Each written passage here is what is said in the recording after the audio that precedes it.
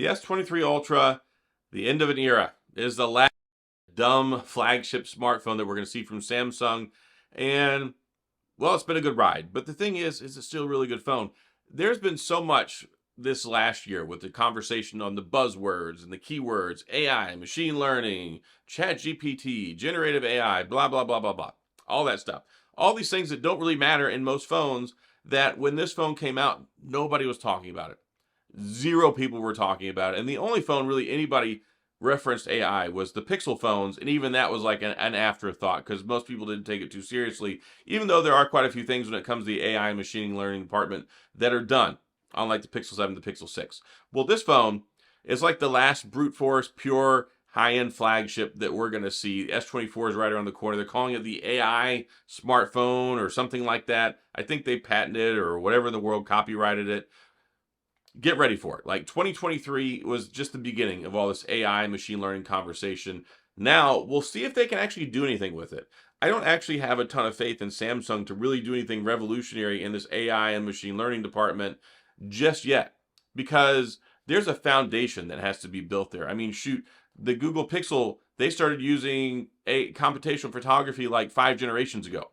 I mean, we got night sight, or astrophotography back with the Pixel 3. So like they've been doing a lot of this stuff for a long time, and there are a few things in the camera app that do take advantage of some AI to make like better pictures and things like that. But really, outside of better photography, there's not a whole lot that I found in the Samsung phones or really any Android phone other than the Google Pixels that do any of this crazy stuff that you would notice when it comes to AI. And that's why a lot of people are like, whatever, AI, it doesn't matter, it doesn't matter. But it's coming. And it's going to be here soon, and we'll see how well they do with it. See, Google has all the infrastructure. They've been doing it for years. They've got their own algorithms. They've got their own different things that they use for generative AI and all the other different things. But that's coming in the form of Bard. I know that they're talking about some smart features built. I think it's called like the Gauss program or Gauss something. I don't know, Gauss. They've got stuff. Like the S24, it's supposed to be a smartphone. It's supposed to be a smartphone. Supposed to be a step up. And we'll see if it happens, but don't sleep on the S23 because I think we're still probably a year or two away from having really, really cool AI stuff on our phones, which means that we're still in a really, really good place, that just having a fantastic flagship phone with tons of power, tons of sophistication, great camera, the nuanced AI and machine learning that goes into the computation photography and all things like that. Samsung has done such a good job with the S23 Ultra, and I think it's the best flagship phone of 2023. And I talked about this the other day, how the iPhone 15 Pro Max was not the best phone of the year. I think this is. Now, I think that there are other phones that might be a better value or better product to buy at different price points. I just made a video talking about the Think phone at $399 and how I would buy it over this. And 9 out of 10 times that I would. At $399, it's an insanely good deal. But Samsung's had good deals. They've had good trade-in offers. They've had good enhancements and all sorts of different stuff. They're trying to move these phones. And I expect that they'll be back on sale again soon. It was just on sale. You could get it a couple $100 off. They had it up to $800 trade-in credit, all these other enhanced things. And I know there's some sale stuff going on. If you're interested, there's a link in the description. But that's not the point of this video. If you've got one of these phones, there's a lot of folks who are going to be like, well, should I get the S24? We can't really answer that question until it gets here because we don't know exactly what's in the pudding yet. We don't know what all the ingredients are. We know it has the Snapdragon 8 Generation 3 that's supposed to have a bigger emphasis on that chip for being able to power machine learning and AI. So I think that it's going to be better in that regard, but it still requires the software. It still requires the servers. It still requires the background and the infrastructure to do all that stuff. And I think that Samsung's still kind of in the infantile stages. They could come around and they could be like, completely surprise me when the S24 gets here. But even with the rollout of the Pixel 8 and the Pixel 8 Pro and how smart they are and all the great machine learning and AI stuff that they can do, it's still been one of those things where it's kind of been trickling in. And it's trickling in mostly for the Pixel 8 Pro. So I think that it still leaves a lot to be desired in the Pixel 8 department. And a lot of those machine learning and AI things, just the cool stuff hasn't been trickling down to the Pixel 7, especially not the Pixel Fold. And I'm looking at it like, man, they really screwed a lot of people. And that's really how I feel about the Pixel Fold. I feel like they should have put the Tensor G3. It should be at the forefront of the discussion. It should be getting all these great updates just like the Pixel 8 Pro, but it's $1,800 and it's basically an afterthought at this point that it seems like Google's kind of just written off and didn't really care about in the first place. They just wanted to say, hey, we have a foldable and sell it for $1,800. So I think the Pixel 8 Pro is a fantastic phone. I think there's a lot of good things going on for it. I really enjoy mine, but it really does make the Pixel 8 feel like, well, it's really, I don't think they're doing enough justice for that phone. I really don't think Google is putting enough of the same features and updates, even on the smart side, even on the AI side on that phone.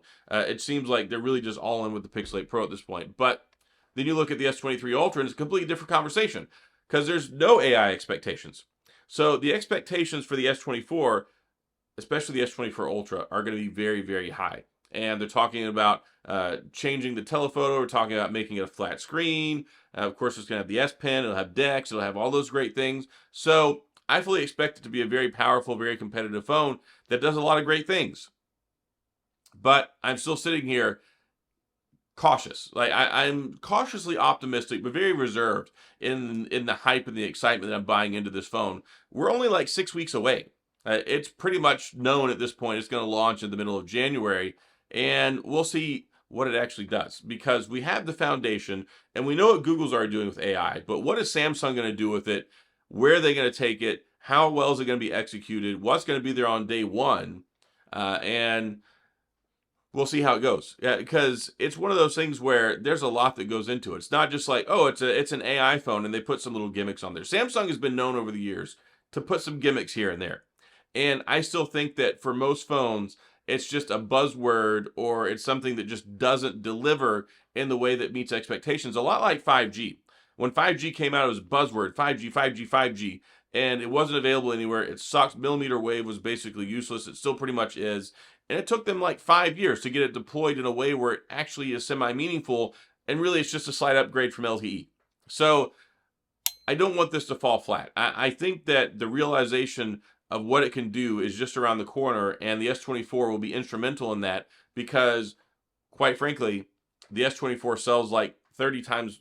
It's going to sell so many more. If Google sells 5 million Pixel 8 Pros, they consider that a huge success globally, but we're selling like 20 million S24 phones that are going to come out. So there's a much wider presence across the board for Samsung than there's for Google, and they kind of lead the way. When people look at trends, they look at number one, they look at icons in the Android world. They don't look at Google, they look at Samsung. And that's one of the reasons why Samsung has to make sure they deliver. And they come out first at the beginning of the year, and they kind of set the tone for the rest of the year. So I'm excited about the S24 for a lot of reasons as a traditional flagship, but this is the first time that we're going to be looking at a Samsung phone as possibly an innovator, and we're going to look at it as basically the early beginning of the year flagship standard for what we're probably going to see in AI. And of course, it's going to grow. It's going to get better and better throughout the year as more things come online. I fully expect that once it launches, there'll be a lot of promises, and few of them will be delivered as soon as the phone comes out, and it'll be one of those things where, oh, this will come online next month. This will come online next quarter. This will come online in 6 months. I mean, we're seeing that now with even the Google Pixel phones, like Bard's not here yet. It's not going to be here till early 2024. We just got a few different things. We just got the Gemini AI Nano that just launched for the Pixel 8 Pro that's giving us assistance on the smart replies, and then on the recorder being able to summarize conversations. So like, it's baby steps. Baby steps, baby steps. But I think it's important to get out in front and talk about it, set expectations, set the tone, and then kind of see everything as it rolls out and be able to understand it and appreciate it and kind of build that knowledge level. But S23 Ultra, I think, still stands alone as a fantastic phone. If you can get it at the end of the year and you find a good deal, I think that we're really not going to see a serious bump in AI capabilities with Samsung till probably the S25. So it's going to be really interesting. It's going to be really interesting to see how it launches, how Samsung manages this, and kind of what kind of picture that they paint, because this isn't something that they'll be able to gimmick their way out of. It has to be something sincere and meaningful and some new capabilities. So I'm hopeful, but at the same time, I'm cautious. And then I look at what's out there now, and I go, yeah, S23 Ultra. If this is going to be the last dumb smart flagship phone, they did a bang-up job with it, and I think it's good to appreciate for what it is, because I do think that this is probably the best phone of 2023, and it's still going to be a great phone for years to come, because we still got 3 more years of operating system updates and basically 4 more years of security patches. So a lot of great things here, but a lot of stuff to be look forward to the future with the S24, which of course I'll be covering as well. I'll buy the S24 Ultra. I'll probably buy the S24, maybe the Plus, so that I can cover those. You'll have to let me know in the comments which ones that you want to see. But I just kind of want to have this high-level discussion and talk about, one, what a good phone the S23 Ultra was. 2, set the expectations and kind of temper them a little bit. But 3, kind of set the stage for what we can expect to see with the S24 and the S24 Ultra once they get here in basically another month. So that's all I've got. If you have any questions or comments, of course, please go to the comment section. I'll do my best to get back with you. If you enjoyed the video, if you like this stuff, please hit the like and the subscribe button and the little notification bell if you want updates when new videos come out. And as always, thanks for being here. I appreciate you watching. I'll see you guys next time.